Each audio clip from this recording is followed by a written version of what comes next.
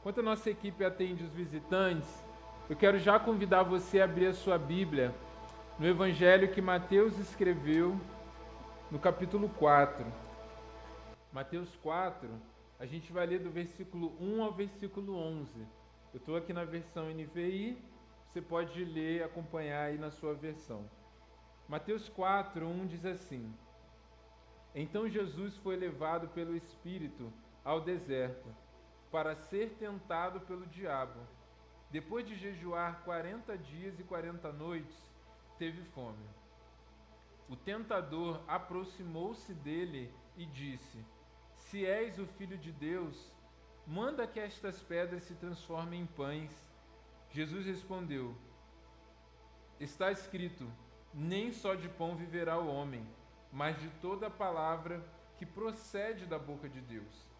Então o diabo levou a cidade santa, colocou-o na parte mais alta do templo e lhe disse: Se és o Filho de Deus, joga-te daqui para baixo, pois está escrito, ele dará ordens aos seus anjos a seu respeito, e com as mãos eles o segurarão, para que você não tropece em alguma pedra.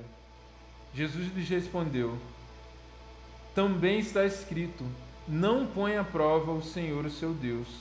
Depois, o diabo o levou a um monte muito alto e mostrou-lhe todos os reinos do mundo e o seu esplendor, e disse-lhe: Tudo isto te darei, se te prostrares e me adorares. Jesus lhe disse: Retire-se, Satanás, pois está escrito, adore o Senhor, o seu Deus, e só a ele preste culto. Então o diabo o deixou, e anjos vieram e o serviram. Amém? Então, gente, esse é um texto muito conhecido nosso, né? Você está acostumado com essa realidade de igreja, você provavelmente já ouviu uma pregação sobre isso, ou já leu em algum momento no seu devocional. E hoje o tema que nós vamos falar é as restrições voluntárias do Cristo, tá? Esse tema, quando a gente olha para a vida de Cristo e fala sobre as restrições que ele viveu e viveu de maneira voluntária, a gente podia usar diversos textos na Bíblia. Poderíamos usar o texto que a Mônica usou aqui, poderíamos usar o texto da crucificação e ressurreição, é um texto que fala muito comigo também nesse tema, mas a gente está também nesse período de Páscoa, onde celebramos a ressurreição de Cristo. Amanhã eu vou estar falando muito sobre essa parte da crucificação e da ressurreição. Inclusive quero deixar para vocês esse convite. Amanhã, tanto no domingo pela manhã como à noite, eu vou estar trazendo a palavra. É um culto também de ceia, que é quando a gente celebra junto com toda a igreja esse tempo de comunhão, trazendo à memória o sacrifício de Cristo pelas nossas vidas. Então quero te fazer esse convite. Eu amo, pregar aqui no sábado, tanto como no domingo, mas no domingo é muito melhor quando vocês estão presentes, tá? Então quero deixar esse convite para amanhã, ou pela manhã, ou pela noite, vocês estarem conosco, tá bom? Gente, nós não gostamos muito de falar sobre restrições, tá? Então tudo aquilo que, cara, acesso restrito, a gente não gosta, né? A gente gosta de ter muitas possibilidades, né? A gente gosta das portas abertas, porque o tempo que nós vivemos há um apelo muito grande acerca de liberdade. Nós queremos ter muita liberdade, nós gostamos de muitas possibilidades, tá? Mas a nossa vida em si, ela não é assim. Na nossa realidade de vida, nós já vivemos muitas restrições, e essas restrições, elas são impostas. Elas não são, primeiramente, restrições voluntárias, tá? Então, não, mas Deus nos deu o livre-arbítrio, pastor. Então a gente pode escolher qualquer coisa. Não, nem o livre-arbítrio é o direito de escolher qualquer coisa. né? Então, se a gente pode entender algum tipo de livre-arbítrio, a gente entende livre-arbítrio como a possibilidade de escolha dentro dos termos e das consequências dadas por Deus. Ou seja, o livre-arbítrio que nós temos é o livre-arbítrio de Deus nos dá a possibilidade de escolher dentro da soberania que Ele já nos colocou. Então, esse é o livre-arbítrio que nós temos. Nós tomamos decisões dentro das possibilidades dadas por Deus e assumindo também a consequência das decisões a partir da decisão que tomamos. Gente, não é difícil a gente entender que a gente não tem poder de escolha para tudo. A gente pode já ter ouvido algum tipo de incentivo, de encorajamento, que falava assim, não, você pode ser aquilo que você decidir ser. Mas não é realidade. Então vamos pensar aqui uma coisa, deixa eu ver, ó. Vamos pensar uma pessoa bem resolvida assim. Deixa eu ver aqui, ó. Gabi. A Gabi, qual que é o seu tamanho, Gabi? 1,53. Olha só, a Gabi é uma pessoa muito resolvida, tá? E alguém fala assim pra ela, ó, Gabi, você pode ser o que você quiser ser. A decisão está nas tuas mãos. Aí a Gabi, assim, naquela motivação dessa frase, ela decide, cara, eu vou ser jogadora de basquete e vou jogar na NBA. Imagina só. Ela poderia se dedicar, ela poderia decidir, ela poderia ter isso como sonho e ela podia dar 100% das forças, da dedicação, da capacidade que ela tem. Ela tem alguma garantia que ela vai chegar onde ela quer? Ela não tem. Ela pode até um milagre acontecer e ela chegar, mas aí deixa de ser uma questão de decisão dela. Não está no controle dela. Por quê? Porque ela já tem uma restrição genética, que tem a ver com o tamanho. Então, geneticamente, a partir das leis orgânicas estabelecidas por Deus, nós já temos algumas restrições. De forma que uma pessoa que herdou 2 metros de altura, talvez com menos dedicação, menos capacidade, pode chegar a ser um grande jogador de basquete do que alguém que é menor, se dedicou e empenhou todas as suas forças. Deu para entender isso? Então, são decisões que nós tomamos dentro de algumas possibilidades e tem coisa que a gente não consegue escolher sobre as nossas vidas. Outras restrições impostas, a gente tem, por exemplo, na nossa fase de infância. A gente vive muito aquilo que foi decisão dos nossos pais e muitas possibilidades também, né, que os nossos pais tiveram. Então a gente vê, por exemplo, o lugar que você cresceu, a escola que você estudou, seus irmãos, né? Amém? Você não escolheu seus irmãos. O irmão que você tem já estava lá. Seus pais decidiram ter. Então pode não ser o melhor irmão que você queria, entende? Mas você ama, porque cresceu com você. Você não escolheu. Mas a vida e a decisão e as possibilidades dos seus pais, né, escolheram isso por você. A escola que você estudou. Talvez você gostaria hoje de ter estudado numa escola melhor, de ter crescido numa cidade melhor, mas você não pôde escolher isso. São restrições também impostas por causa da fase da sua vida. Faz parte também isso. Agora, é verdade também que conforme nós vamos crescendo, nós vamos conquistando mais autonomia. Nós vamos adquirindo liberdade para fazer coisas que quando éramos crianças não podíamos. É a fase que a gente começa a sair sozinho, tomamos decisões mais importantes sobre faculdade, aonde vamos estudar, que curso nós vamos fazer, né? Alguns entram em relacionamento, namoro, noivado, alguns passam na faculdade, nós temos pessoas aqui assim, não moram mais com os pais, né? Passaram numa faculdade em um outro estado e hoje moram, né, sozinhos. Então tem uma liberdade, uma autonomia diferente de quando moravam com os pais. E aí vem, enfim, casamento, né? Que aí é uma independência mesmo que temos, né? Nós deixamos os nossos pais para formarmos essa nova família. E aí nós temos o que então? Uma maior liberdade. Então, se antes vivíamos a consequência daquilo que herdamos e vivíamos a consequência daquilo que foi decidido, agora nós começamos a não apenas colher aquilo que semeava, mas passamos também a semear, a plantar aquilo que vamos colher no nosso futuro. Só que aí é que entra a questão. Porque o princípio das restrições não é tão necessário nas restrições impostas.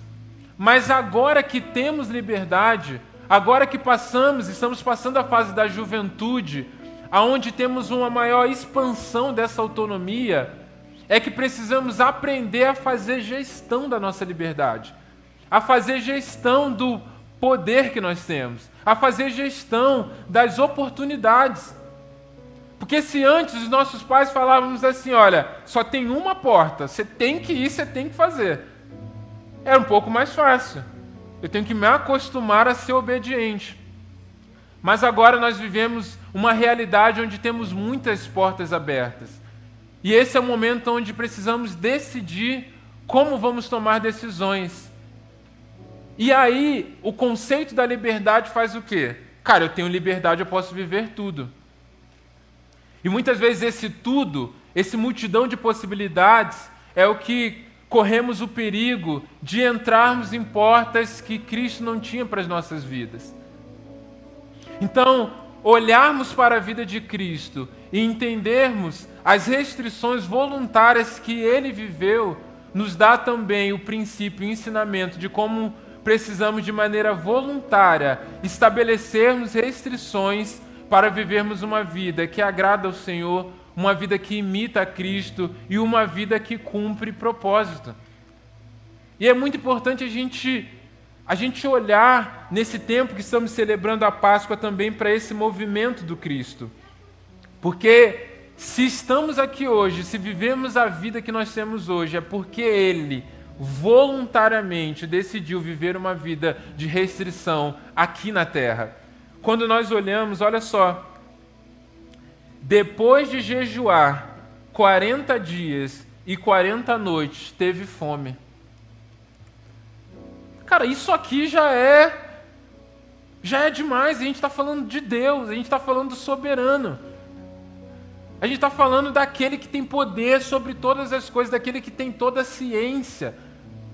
Ele decidiu voluntariamente se tornar como nós. Seres limitados, seres que passam por necessidades, seres que têm fome. Mesmo Ele sendo dono de todas as coisas e em si mesmo sendo satisfeito em tudo, Ele se submeteu, Ele se sujeitou a viver como homem. E sendo homem, sofreu muito daquilo que nós deveríamos sofrer. Então, essa palavra vem como inspiração para aquilo que temos vivido também. E celebrado desde ontem, estaremos celebrando também até amanhã. E uma das coisas muito importantes que nós vemos na vida de Cristo, e eu decidi esse texto das tentações, porque engloba muito do todo daquilo que Cristo viveu aqui na terra. Mas a primeira coisa que me chama a atenção aqui é a postura de Jesus em relação à restrição da satisfação pessoal, que é o fato de ele ter fome e ele tinha poder para transformar a pedra em pão, mas ele mesmo se restringiu de fazer isso voluntariamente. E cara, comer é algo muito bom. Eu acho que se tivesse algo assim, cara, que você pudesse escolher viver sem restrição, seria a questão da comida. Fala que não. Quem aqui nunca pensou, cara, eu não queria ser rico para ter carrão, eu não queria ser rico para ter roupa de marca, talvez eu não me ligaria muito para ser rico, nem para viajar para todos os lugares, mas se eu pudesse ser rico para comer o que eu quisesse, isso seria digno realmente de você ser rico, cara. Querido, se eu pudesse ser rico para comer o que eu quiser, só ter um cartão assim, um vale alimentação infinito só para comer, já estava excelente, cara. Eu já seria assim muito feliz, eu seria grato a Deus o resto da minha vida. Cara, esse é Jesus. Jesus, ele poderia comer o que quisesse. Ele poderia transformar o que quisesse em uma comida maravilhosa. Ele podia olhar para uma pedra e falar assim, cara, vira aquela picanha lá do Batel Grill. Jesus! Vai fazendo, Deus. Olha o convite chegando aí. Jesus poderia, ele tinha esse poder, mas ele decidiu voluntariamente passar pela fome, viver um tempo de jejum, e mesmo no período de fome, mesmo no período onde a gente pode pensar que ele já tinha cumprido o jejum que ele havia proposto, ele decidiu que ele não faria aquilo, porque ele tinha uma satisfação verdadeira em viver a vontade de Deus, em agradar o seu Senhor, de maneira que a satisfação pessoal e mesmo a satisfação física não atraiu Jesus a transformar aquela pedra em pão, para que ele pudesse então estar satisfeito na sua vontade. Cara, esse é o nosso Deus. Esse é o nosso Jesus, aquele que voluntariamente se restringiu da satisfação pessoal, porque tinha uma satisfação em cumprir a vontade do Pai. A segunda coisa que nós vemos na vida de Cristo é a restrição da popularidade. Olha só o que o diabo fala para ele. A Bíblia diz aqui no versículo 5, então o diabo levou a cidade santa, colocou-o na parte mais alta do templo e lhe disse, se és o Filho de Deus, cara, se joga, porque Deus vai mandar que os anjos salvem você e eles vão te segurar. Vai lá, todo mundo vai ver o milagre, o livramento. Você vai se tornar popular. Cara, Jesus, ele passou pela tentação do quê? Do hype. E isso, se o encarnar de Jesus e a condição que ele se colocou de viver nas nossas limitações é algo grande, a questão da popularidade nos revela um Deus que não apenas ele se tornou como nós, no sentido de espécie. Ele era Deus e ele se tornou como homem, mesmo que ele continuou sendo Deus. Mas a vida dele aqui na terra é também uma vida diferente das expectativas naturais que nós temos da juventude. Então, quando fala aqui, olha, que o diabo levou ele ao pináculo do templo, está apontando para Jerusalém, que é a grande capital da Judéia, aonde ficava o quê? O Sinédrio, onde ficavam os fariseus, onde ficaram algumas autoridades também romanas ou instituídas por Roma. Então, está falando de um lugar onde era o centro da Judéia naquele momento, é onde tinha as grandes festas. Agora, Jesus, ele passou a vida dele, aonde ele cresceu, o lugar onde ele foi criado, na Galileia, distante de todo esse grande centro da Judéia, que é onde, se ele tivesse crescido, ele teria essa maior popularidade, ele teria maior reconhecimento.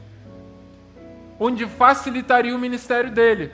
Então, se a gente fosse pensar, a gente vai pensar assim, cara, qual que é a lógica?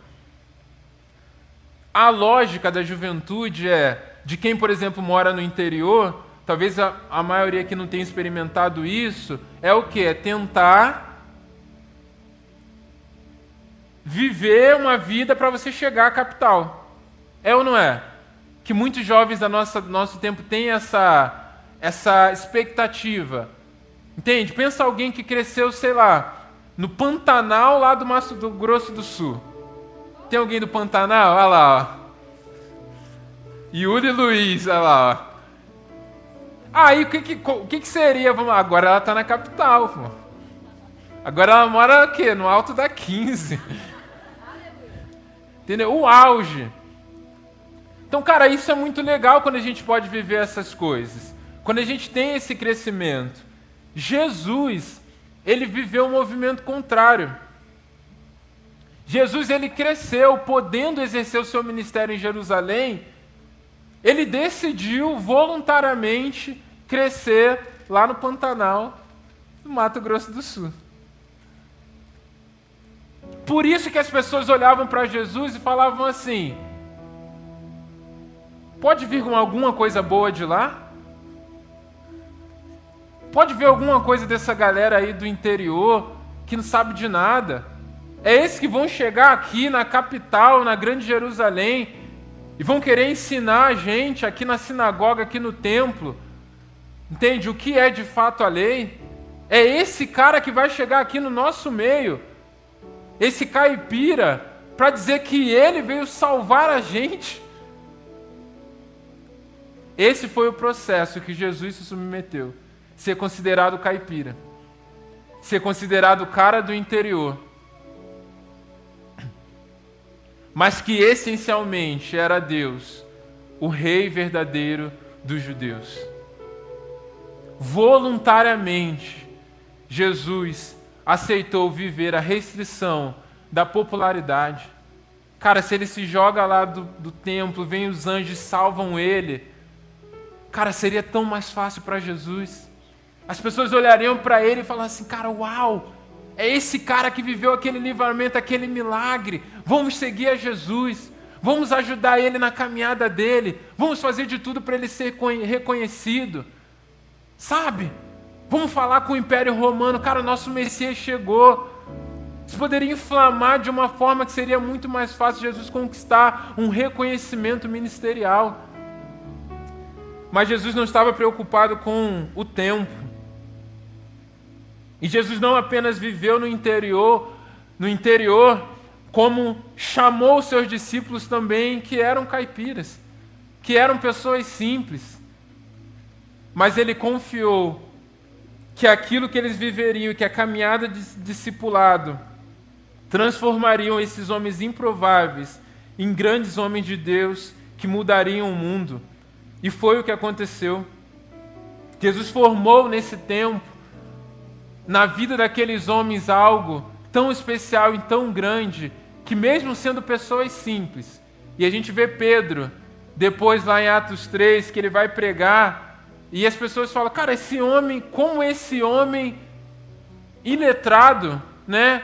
Esse homem semi-analfabeto tem essa autoridade. Por quê? Porque o sotaque entregou. Mas eles dizem, mas nós reconhecemos, por causa da ousadia dele, que esse homem caminhou com Jesus. Ou seja, o caminho da facilidade, dos privilégios, do hype, do ganhar tempo, dos atalhos que Jesus teria fazendo aquele milagre, fazendo aquela cena, não era opção. Porque era no dia a dia, no processo, nas viagens, na sandália suja de pó, que depois Jesus lavou os pés do seu discípulo, que ele estava construindo aquilo de verdade que era o seu poder. Que nos leva à terceira restrição voluntária do Cristo, a restrição do governo terreno. Porque Jesus, ele se encarna como homem, Jesus constrói seu ministério de maneira simples, a partir de um lugar simples, né? Que é como a gente falasse assim, olha, vai vir um preletor aqui, americano, vindo de Nova York, falar aqui pra gente. Pô, a gente gera uma expectativa, né? Talvez se a gente falasse assim, vai vir alguém, sei lá, da Venezuela, a gente não olharia com tanta expectativa. É ou não é? Porque nós somos assim. Mas Jesus, ele encarnou nessa simplicidade.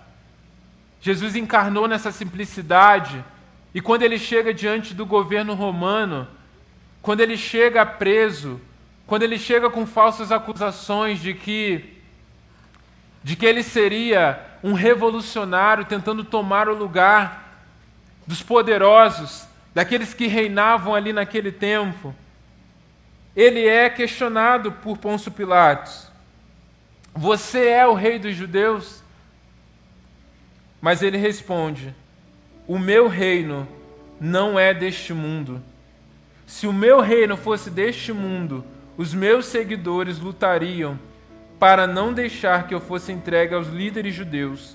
Mas o fato é que o meu reino não é deste mundo. É por isso que quando o diabo fala, olha, tudo isto te darei se prostrares e me adorares, Jesus lhe disse: retire-se, Satanás, pois está escrito: adore o Senhor, o seu Deus, e só a Ele preste culto. Jesus, ele tinha poder o suficiente para ser um líder terreno.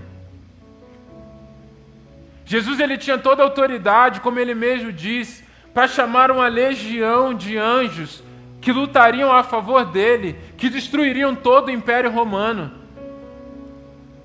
e que colocariam todos abaixo dos seus pés. E ele poderia erguer uma grande nação terrena, um governo poderoso e conquistar toda a terra.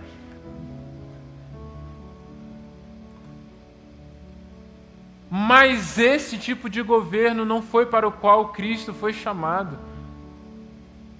Não era um governo terreno como todos os outros, mas era um governo do lado de dentro. Um governo verdadeiro na vida de pessoas que seriam transformadas de dentro para fora. De forma que a tentação, que a oferta do diabo, de ele se prostrar e adorar, não tomou o coração de Jesus, porque ele se restringiu de todo o poder, de toda a glória terrena, porque já era dono de uma glória celestial muito maior.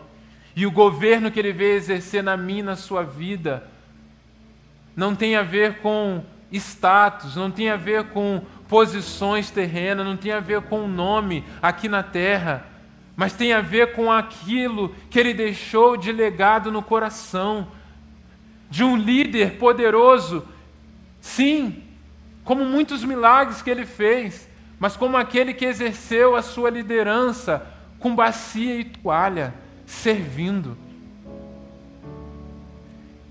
aos seus seguidores que se achavam indignos, mas ele diz: eu preciso fazer isso.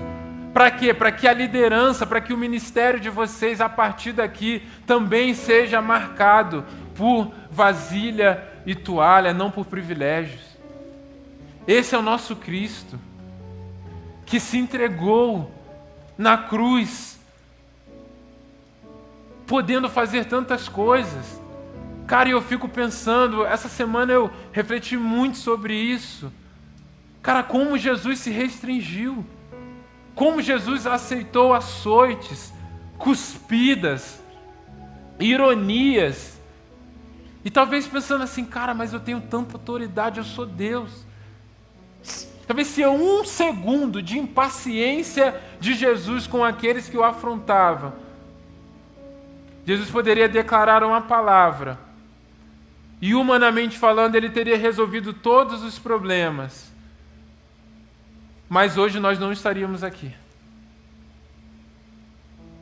Mas ele aceitou, de maneira voluntária, restringir o seu próprio poder para que a vida dele valesse como sacrifício por mim e por você. Isso é maravilhoso.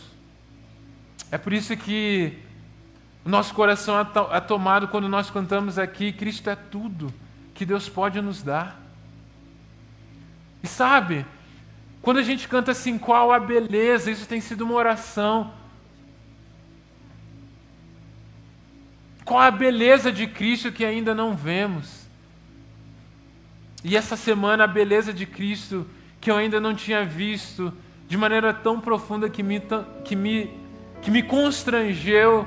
Cara, é como Jesus ele precisou viver essa restrição voluntária em cada detalhe. De coisas que muitas vezes eu ainda não me restringi, sabe? E o que isso tem a ver com a gente, então? Como a gente aplica esses princípios?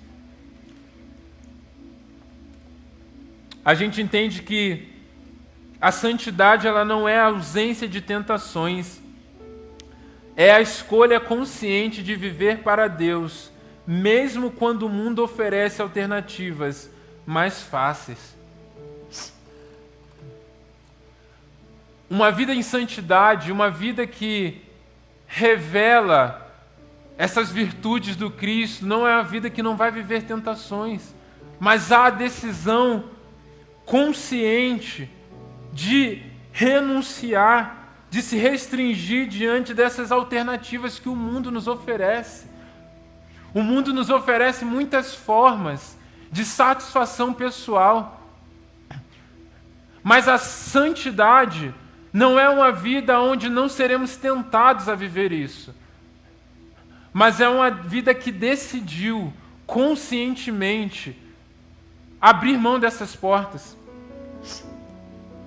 A gente aprende com Cristo, a partir dessa fome que ele tinha por viver a vontade de Deus e renunciando o pão, que antes de transformar a nossa fome em uma solução, nós precisamos transformar a nossa fome em obediência. A fome de Jesus foi uma fome física de um pão literal. Qual é a sua fome? Qual é a minha fome de satisfação pessoal? Porque às vezes a gente passa a vida ansiosos, preocupados, tentando transformar aquilo que para nós é uma necessidade em uma solução. Jesus tinha esse poder para solucionar instantaneamente aquilo que era uma necessidade. Mas ele decidiu transformar a sua necessidade em obediência. Será que vemos aquilo que hoje é uma necessidade para nós como um tempo onde Deus está nos vendo como obedientes? Ou estamos correndo atrás de uma forma de transformar a necessidade numa solução? Quer ver um exemplo que a gente vive? A fase de quem está solteiro. E aí você fala assim, cara, eu estou carente de algo. Eu tenho a necessidade de alguém para contar, sabe? De um ombro para chorar.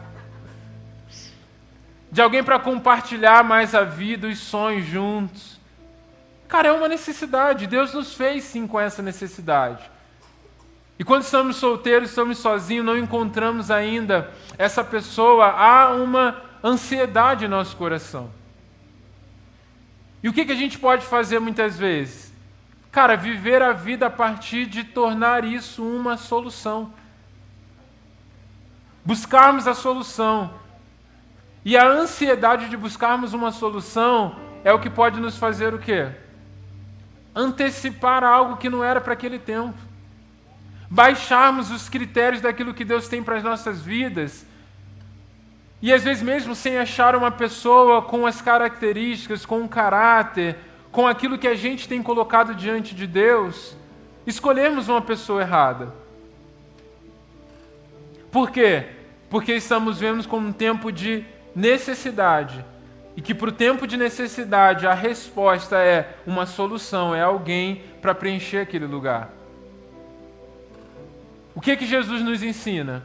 Que nós precisamos transformar essa necessidade em obediência.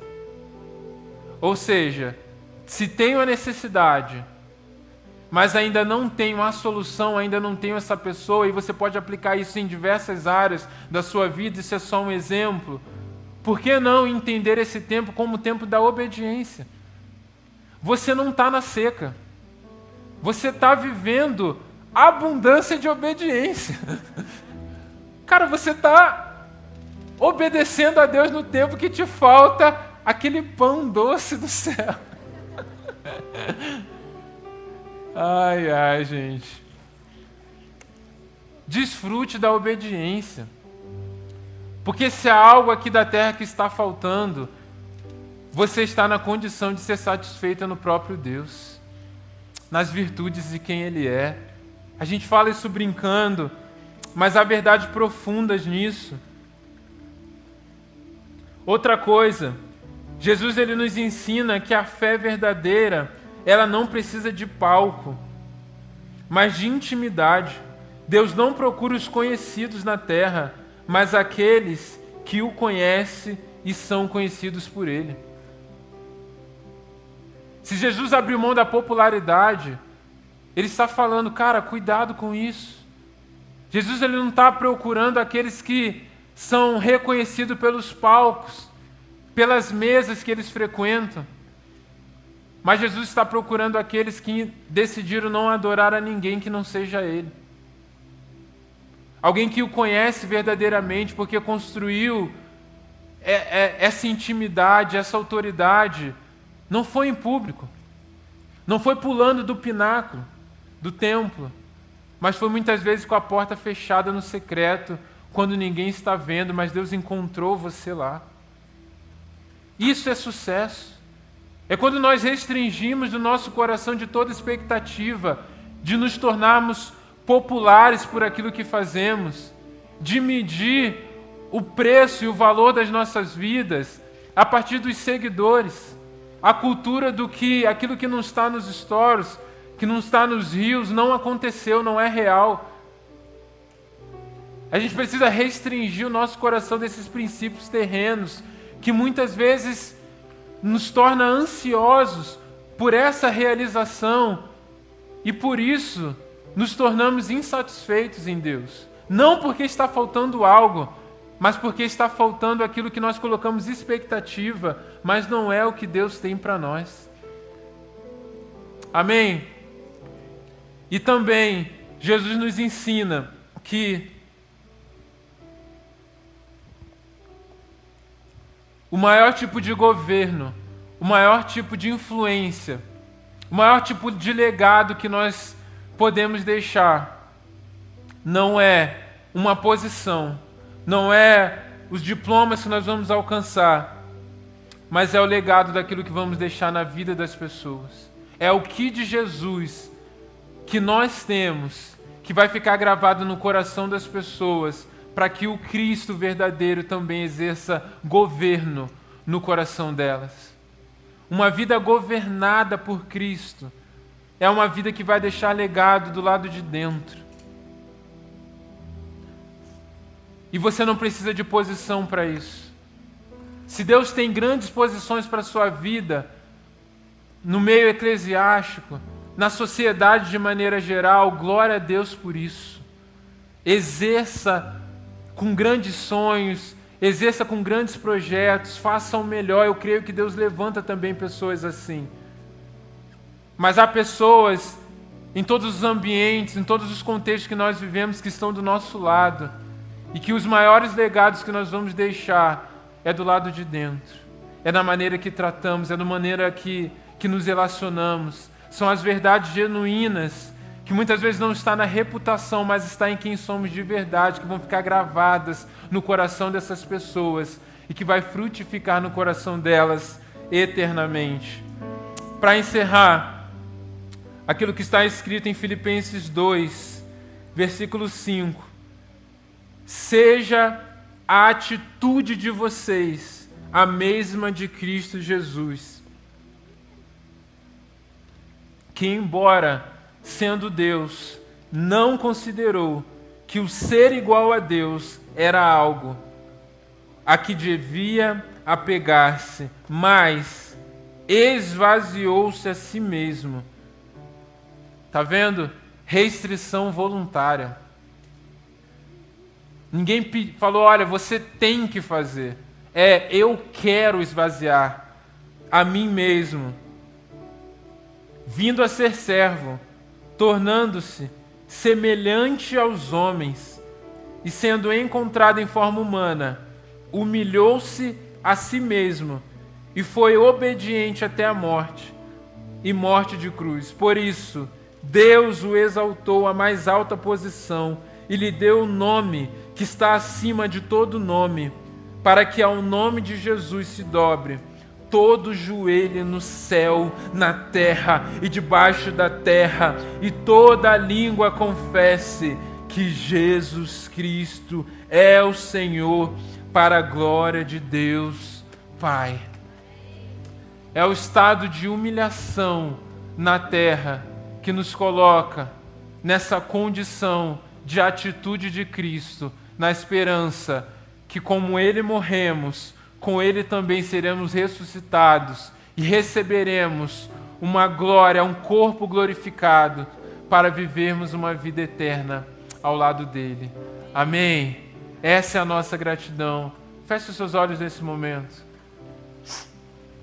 E sabe qual é a minha oração para hoje? Eu nem vou te chamar para vir aqui à frente.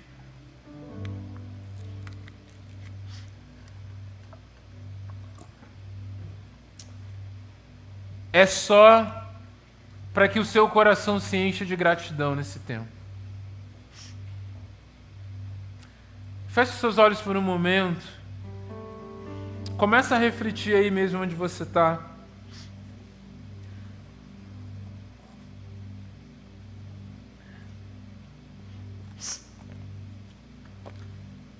Eu creio que a gratidão ela tem uma força de poder para nos transformar e para gerar uma entrega no nosso coração muito mais, de uma forma muito mais poderosa do que as regras, sabe? A lei nos mostra isso. A lei nos dava todas as restrições que precisávamos, mas ela foi insuficiente, porque ela colocava limites do lado de fora, mas ela não transformava a consciência do lado de dentro. E quando a gente fala sobre restrição, sobre regras, sobre falta de liberdade, já vem muito aquela questão daquela coisa chata, de uma prisão. E não é esse o espírito da graça. O espírito da graça é uma gratidão, porque Cristo se sujeitou a algo muito maior. Não há nada que possamos enunciar que se compare com aquilo que Cristo renunciou. Ele tomou sobre si o nosso pecado, a condição, de maneira que na cruz ele fala: Deus meu, por que me abandonaste? Ah, queridos, até aquele momento na cruz, em nenhuma oração, Jesus havia chamado o seu Deus de Deus. Até aquele dia na cruz, todas as orações, Jesus chamou Deus de Pai ou de Abba. Mas naquele dia, por causa do meu pecado, porque Ele tomou sobre si as nossas dores, a angústia, o afastamento do seu coração, fez Ele clamar e fazer a única oração onde Ele diz: Eli, Eli, Deus meu, por que me abandonaste? Ali Ele carregava sobre si o meu e o seu pecado. Olha a condição de restrição que Cristo chegou. E é essa gratidão, é esse constrangimento que nos leva voluntariamente a dizermos não para muitas alternativas aqui dessa terra, porque entendemos que aquilo que recebemos, o prazer de vivermos uma vida com Ele é muito maior do que tudo que essa terra pode nos dar.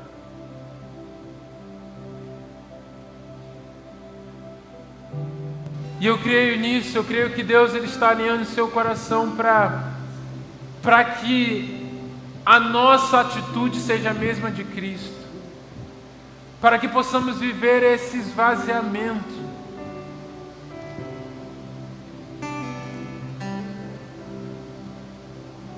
Esse esvaziamento de tudo aquilo que tem tomado lugar no nosso coração, mas que voluntariamente queremos entregar a Ele, para que em gratidão a Ele, aquilo que Ele fez por nós, possamos também nos satisfazer em quem Ele é, gratos e transformados pela Sua graça. Amém? Vamos adorar os três. Eu quero que de olhos fechados, talvez você tenha vivido uma vida longe de Jesus. Talvez a realidade que você vive hoje, mesmo você conhecendo, mesmo você ouvindo, talvez um dia você já até esteve perto, mas você se distanciou novamente de uma vida entregue a Ele, de uma vida de santidade, de uma vida congregando como família de Deus. Porque muitas coisas foram tomando lugar, foram tomando tempo. Mas hoje há uma gratidão no seu coração, há um reconhecimento de como Deus se restringiu muito mais do que você pode se restringir diante dEle. E talvez hoje Deus esteja falando assim: meu filho, chegou o tempo de voltar. Chegou o tempo de voltar à minha presença. Há um tempo de entrega total. Tempo de voltar a ser igreja como você já foi. Talvez você nunca tenha entregado a sua vida verdadeiramente a Jesus para viver tudo aquilo que Ele tem. Mas hoje talvez o seu coração está queimando a tomar essa decisão, a dizer: Jesus, vem, toma o meu coração, toma a minha vida, e a partir de agora eu quero viver uma vida só para Ti. Então, de olhos fechados, onde você está, eu quero orar por você. Se há alguém aqui dizendo: olha, eu quero que ore por mim, porque hoje eu entendi que eu preciso entregar a minha vida a Jesus para viver aquilo que Ele tem, definitivamente, para que Ele tome conta de tudo, aquilo que eu vou viver no meu futuro, para que as minhas decisões sejam baseadas na verdade dEle, uma vida realmente entregue a Jesus. Se há alguém que deseja entregar a sua vida a Jesus, alguém que deseja voltar a esse lugar, aonde você está, só estenda a sua mão, me dá um tchau assim e fala: olha, eu quero entregar a minha vida a Jesus. Amém, pode abaixar. Há mais alguém? Amém, glória a Deus. Mas alguém deseja entregar a sua vida a Jesus, a voltar para Jesus? Glórias a Deus. Aplauda o Senhor mais uma vez aqui nesse lugar. Feche os seus olhos, que eu quero orar. Paizinho, nós te agradecemos por esse tempo. Eu creio que muitos tomaram decisões aqui, Deus, de viver essa vida de santidade, de entender, ó Pai, que as decisões, as restrições voluntárias que nós tomamos definem aquilo que nós vamos viver no futuro, definem o nível de intimidade que vamos viver contigo e definem, ó Pai, se vamos ou não cumprir o nosso propósito como Cristo cumpriu. Hoje nós colocamos aqueles que decidem entregar a vida ao Senhor, para que essa semente frutifique, para que esse solo, ó Pai, se receba essa semente ali, ela possa germinar e crescer e frutificar, para que eles vivam tudo aquilo que o Senhor tem. Assim nós oramos, ó Deus, para que o Senhor fortaleça, para que o Senhor tire toda a culpa, para que o Senhor enche os nossos corações de gratidão de vivermos para o Senhor, Deus. Nós somos gratos, porque o Senhor conquistou por nós aquilo que não poderíamos conquistar.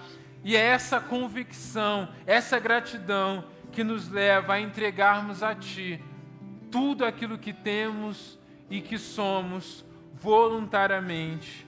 Assim nós oramos e entregamos esse tempo ao Senhor, em nome de Jesus. Amém. Glórias a Deus.